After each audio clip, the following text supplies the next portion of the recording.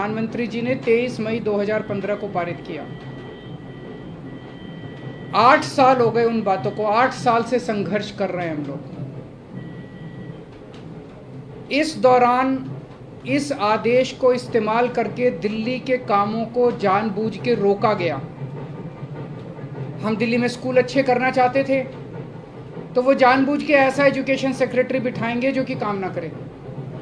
हम अगर मोहल्ला क्लिनिक बनाना चाहते हैं तो जानबूझ के ऐसा हेल्थ सेक्रेटरी बनाया जाएगा जो कि काम ना करे। जानबूझ के ऐसा फाइनेंस सेक्रेटरी बिठाया जाएगा जो हर चीज़ के अंदर अड़ंगा अड़ाए। तो इसको इस्तेमाल करके दिल्ली के हर काम को रोका गया। एक तरह से मेरे दोनों हाथ बांध दिए गए पीछे और मुझे नदी में फेंक दिया गया कि अब तैरो। ये तो ऊपर वाले का शुक्र है कि दोनों हाथ बंधे हुए होने के बावजूद भी हम किसी तरह से तैरते रहे और ऊपर वाला हमारा साथ देता रहा। इन सारी कठिनाइयों के बावजूद दिल्ली के अंदर हम लोगों ने इतना शानदार काम किया पिछले 8 साल के अंदर। तो आप सोच सकते हैं कि अगर हमारे पास पूरी पावर होती तो हम कितना ज़्यादा काम कर सकते थे। आज हम सुप्रीम कोर्ट के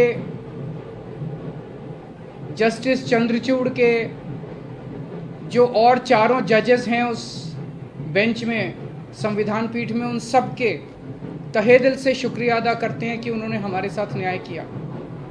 मैं दिल्ली की जनता को केवल नहीं देना चाहता, बधाई देना चाहता हूं और उनका शुक्रिया करना चाहता हूं कि जो इतना लंबा संघर्ष था उस संघर्ष में दिल्ली की जनता ने मेरा साथ दिया। दिल्ली की जनता के साथ के बिना मैं कुछ नहीं कर सकता था।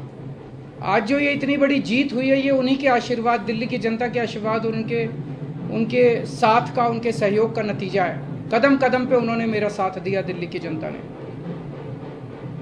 अब हमें एक बहुत बड़ा मौका मिला है। दिल्ली का काम जो है अब ये 10 गुना स्पीड से होगा। आज के आदेश के बाद बहुत बड़े बड़े काम होंगे अब दिल्ली के अंदर जो सोच भी नहीं सकते। सबसे इम्पोर्टेंट है हमें एक ऐसा प्रशासन देना है दिल्ली के लोगों को जो कि रेस्पॉन्सिव हो, जो कि जनता की ज़रूरतों के प्रति सिंपैथेटिक हो, कंपैशनेट हो। तो अगले कुछ दिनों के अंदर आप देखेंगे बहुत बड़ा प्रशासनिक फेरबदल होगा। कई सारे ऑफिसर्स को, कर्मचारियों को ट्रांसफ़र किया जाएगा इस आधार पे कि उन्होंने अभी तक कैसा काम किया। कुछ ऐसे ऑफिसर्स हैं, कुछ ऐसे कर्मचारी हैं जिन्होंने पिछले कुछ महीनों में, 1-1.5 साल में दिल्ली की जनता के काम रोके। कुछ ऐसे ऑफिसर्स हैं जिन्होंने दिल्ली में मोहल्ला क्लिनिक में दवाइयां बंद करा दी, अस्पतालों के अंदर दवाइयां बंद करा दी, जल बोर्ड की पेमेंट रोक के कई जगह पानी बंद करा दिया। ऐसे कर्मचारियों को, ऑफिसर्स को चिन्हित करके उनको अपने कर्मों का फल तो भुगतना पड़ेगा। लेकिन बहुत सारे ऐसे कर्मचारी और ऑफिसर्स हैं जो बहुत घुटन महसूस कर रहे थे, ईमानदार लोग हैं, काम करना चाहते हैं। उन सारे कर्मचारियों को, उन सारे ऑफिसर्स को मौका मिलेगा काम करने का। उन सबको जो डेडवुड है, जो करप्ट हैं, जो इनएफिशिएंट हैं, उनको अच्छी पोस्टों से हटा के साइड किया जाएगा और जो अच्छे हैं, एफिशिएंट हैं, ईमानदार हैं, रेस्पॉन्सिव हैं, कंपैशनेट हैं, उन लोगों को, उन सारे अधिकारियों को और कर्मचारियों को मौका दिया जाएगा कि वो दिल्ली की जनता की सेवा कर सकें। सारे प्रशासनिक सिस्टम को भी दुरुस्त किया जाएगा। ये सारा सिस्टम भी सड़ा गला सिस्टम है। ऐसा सिस्टम बनाया जाएगा जो जनता के प्रति जवाबदेह हो और जनता के लिए रिस्पॉन्सिव हो, जनता की ज़रूरतों के प्रति रिस्पॉन्सिव हो। तो व्यवस्था के अंदर जितनी कमियां हैं, इन सारी कमियों को दूर किया जाएगा। तो पूरे सिस्टम को और ऑफिसर्स को और कर्मचारियों को जनता के प्रति जवाबदेह बनाया जाएगा और जनता के लिए रेस्पॉन्सिव बनाया जाएगा। एक लीन एंड थिन गवर्नमेंट तैयार की जाएगी। Lean, thin, responsive, compassionate and accountable government. ये हम चाहते हैं। जैसे दिल्ली ने पूरे देश को शिक्षा का मॉडल दिया, हेल्थ का मॉडल दिया, अब एक ऐसे गवर्नेंस का, एडमिनिस्ट्रेशन का मॉडल हम जनता के सामने रखेंगे, पूरे देश के सामने रखेंगे। मैं देखता हूं कि कई ऐसी पोस्ट्स हैं जिनकी ज़रूरत नहीं है। उनमें कोई भी कर्मचारी या अधिकारी बैठ के जनता की 4 अड़चनें ही लगाता है। अगर वो ना रहे तो ज़्यादा अच्छा रहेगा। तो ऐसी पोस्ट्स को चिन्हित करके या तो उन्हें खाली छोड़ा जाएगा या उन्हें अबॉलिश कर दिया जाएगा। जहाँ जहाँ ज़्यादा पोस्ट्स की ज़रूरत है वहाँ ज़्यादा पोस्ट्स क्रिएट की जाएंगी। जहाँ जहाँ लोगों को ज़रूरत है वहाँ ज़्यादा पोस्ट, जैसे अब इतने मोहल्ला क्लिनिक बना रहे हैं, तो जब डॉक्टर्स की ज़रूरत है, पैरामेडिक्स, वहाँ और क्रिएट किए जाएंगे। तो अभी तक हम लोगों ने स्कूल अस्पताल में एक मॉडल दिया। अब पंजाब के अंदर हम एक अच्छे लॉ एंड ऑर्डर कानून व्यवस्था लागू कर रहे हैं। उसी तरह से दिल्ली अब कुशल प्रशासन का एक मॉडल पूरे देश के सामने देगा। मैं एक बार फिर से दिल्ली की जनता का बहुत बहुत आभार व्यक्त करना चाहता हूं, जिन्होंने पूरे संघर्ष में हम लोगों का साथ दिया। अगर हैं जी, बिल्कुल होगी। सर्विसेज आने के बाद हम नई पोस्ट क्रिएट कर सकते हैं, पुरानी पोस्ट अबॉलिश कर सकते हैं, कुछ भी कर सकते हैं।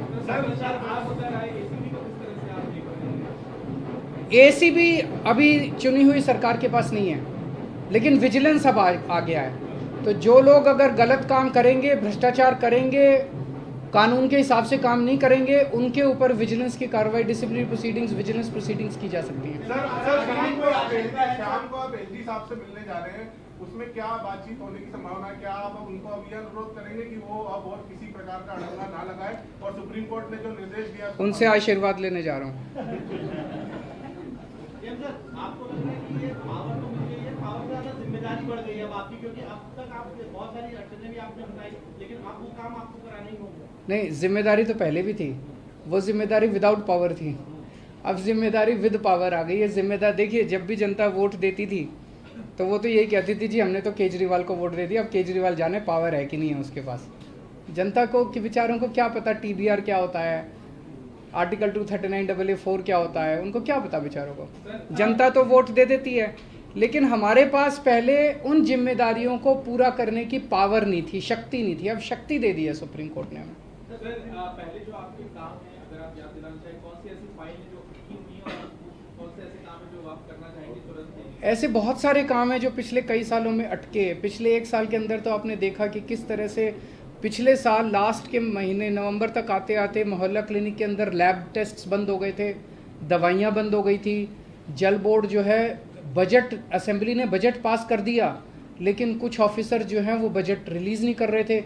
हर डिपार्टमेंट का गला घोंट दिया गया था अफसरों को के ज़रिए, वो अब बंद हो जाएगा। अब जितने जो असेंबली के अंदर हम बजट प्रेजेंट करते हैं और जो जनता की बात रखते हैं, वो सारी चीज़ें अब हम कर पाएंगे। अधिकारियों की मीटिंग आपने बुलाई है, बड़े अधिकारियों, क्योंकि कहा जाता है कि यदि अब तक ये काम करते रहे तो क्या उन्हें मीटिंग के लिए आपने बुलाया? जरूर बुलाएंगे। अब आने वाले टाइम में मीटिंग्स होती रहेंगी। सर, अभी हाल के दिनों में बहुत सारे ऐसे फैसले एलजी ने लिए जो कि मतलब सरकार के अधिकारों का उल्लंघन करके खुद से लिए गए। क्या अब उन फैसलों को रिव्यू भी किया जाएगा? वो फैसले कई सारे गलत हैं। इनफैक्ट कई सारे तो सुप्रीम कोर्ट में पेंडिंग है। कल एल्डरमैन का केस आ रहा है सुप्रीम कोर्ट के अंदर। ट्यूसडे को डीआरसी के चेयरमैन की अपॉइंटमेंट का केस आ रहा है। फिनलैंड जो हमारे टीचर्स को नहीं जाने दिया, उसका केस सुप्रीम कोर्ट के अंदर पेंडिंग है। जब मेंशन ही किया था हमने ये केसेस तीनों, तो सुप्रीम कोर्ट की टिप्पणी काफ़ी तल्ख थी कि ये कैसे एलजी साहब रोक सकते हैं। एल्डरमैन की अपॉइंटमेंट बिल्कुल गलत हुई है। जो डीआरसी के चेयरमैन 4 महीने से फाइल एलजी साहब के पास पड़ी हुई थी, एलजी साहब ने अपॉइंटमेंट नहीं होने दी, तो हमें सुप्रीम कोर्ट जाना पड़ा। मुझे लगता है कि अब इतना सुप्रीम कोर्ट जाने की, हाई कोर्ट जाने की ज़रूरत शायद ना पड़े। अब शायद हम अपने स्तर के ऊपर ही कई सारे निर्णय ले सकें। तो बहुत सारी चीजें ऐसी करी गई जिसमें ये भी कहा गया कि केंद्र जो है वो राज्य सरकारों की जो ताकत है, पावर है, वो छीनने ना छीने, इस तरीके की लगता है अब आगे के लिए नजीर। मैं यही कहना चाहता हूं कि केंद्र सरकार एक तरह से, प्रधानमंत्री जी खासतौर एक तरह से पिता समान होते हैं। जैसे परिवार में पिता होता है, पिता समान होते हैं। पिता की जिम्मेदारी होती है कि सारे बच्चों को अच्छे से उनका पालन पोषण करें। अगर दिल्ली में आम आदमी पार्टी की सरकार है तो वो हमारे भी प्रधानमंत्री हैं, हम भी उन्हीं की तरफ देखते हैं। चाहे बीजेपी की किसी राज्य में सरकार है, किसी में कांग्रेस की सरकार है, किसी में आम आदमी पार्टी की सरकार है, वो सारे के सारे प्रधानमंत्री को एक तरह से पिता समान देखते हैं कि भाई ये अब कोई मुसीबत आएगी तो हमारी मदद करेंगे। लेकिन अगर जैसे ये 23 मई 2015 को आदेश पारित करके दिल्ली सरकार की पावर छीन ली गई, 8 साल तक हमें बिना पावर के काम करना पड़ा, काम रुक गया, किसका फायदा हुआ? आज सुप्रीम कोर्ट ने साबित कर दिया कि ये गलत था, ये ऑर्डर बिल्कुल गैर संवैधानिक ऑर्डर था। जितनी सख्त लैंग्वेज के अंदर सुप्रीम कोर्ट ने बोला है उससे ये साफ जाहिर है कि ये ऑर्डर केंद्र सरकार का बिल्कुल गलत था। तो इतना गलत ऑर्डर उन्होंने पास किया तो उसका मतलब तो यही था कि आम आदमी पार्टी की दिल्ली की सरकार को फेल करना उसका मकसद था, और तो कोई मकसद नहीं था। देश का तो भला नहीं हुआ, दिल्ली का तो भला नहीं हुआ, केवल और केवल लोगों का नुकसान हुआ। ये नहीं करना चाहिए। चुनाव में लड़ते हैं, राजनीति कर लो, चुनाव में एक दूसरे को जो बोलना है बोल लो, लेकिन चुनाव खत्म होने के बाद चाहे कोई बीजेपी की सरकार है, चाहे कांग्रेस की सरकार है, आम आदमी पार्टी की, हम सबको मिलकर काम करना चाहिए। वो देखेंगे, अभी तो ऑर्डर है।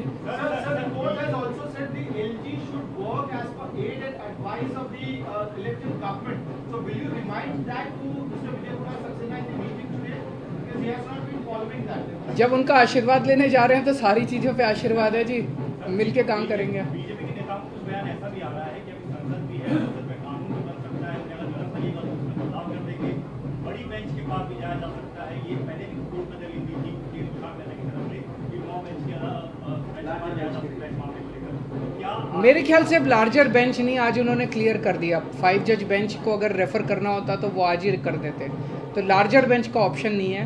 मेरी अब उनसे यही निवेदन है, यार अब हमें काम करने दो, इतना टाइम तो खराब कर दिया। अगर आपने दिल्ली पे राज करना है तो दिल्ली के लोगों का दिल जीतो ना, कि अगली बार आम आदमी पार्टी को वोट ही ना दें लोग। ऐसा काम करो, मतलब काम में टांग क्यों उड़ा रहे हो? जब तक हमारी सरकार है हमें काम करने दो, कल तुम जीत लेना, तुम काम कर लेना, टांग तो नहीं अड़ानी चाहिए। सर महाराष्ट्र का जो फैसला आया है, बस की फाइल आपने पहले भेजी थी, कुछ दिन पहले ही सामने की कंप्यूटर फाइल आप भेज चुके हैं, 2 फाइल लेटेस्ट आपने भेजी है, क्या उनका जवाब आ गया है या अभी आया नहीं? कानून के अंदर एलजी साहब के पास 7 दिन का टाइम होता है, तो वो भी मैं आज उनसे रिक्वेस्ट करूंगा कि 7 दिन में क्लियर करना चालू करें फाइलों। सर महाराष्ट्र का जो फैसला आया है उसमें भी राज्यपाल की भूमिका को बहुत ही, मैंने उसको पूरा पढ़ा नहीं है, मैं अपना फैसला सुनने के बाद मैं थैंक यू सो मच।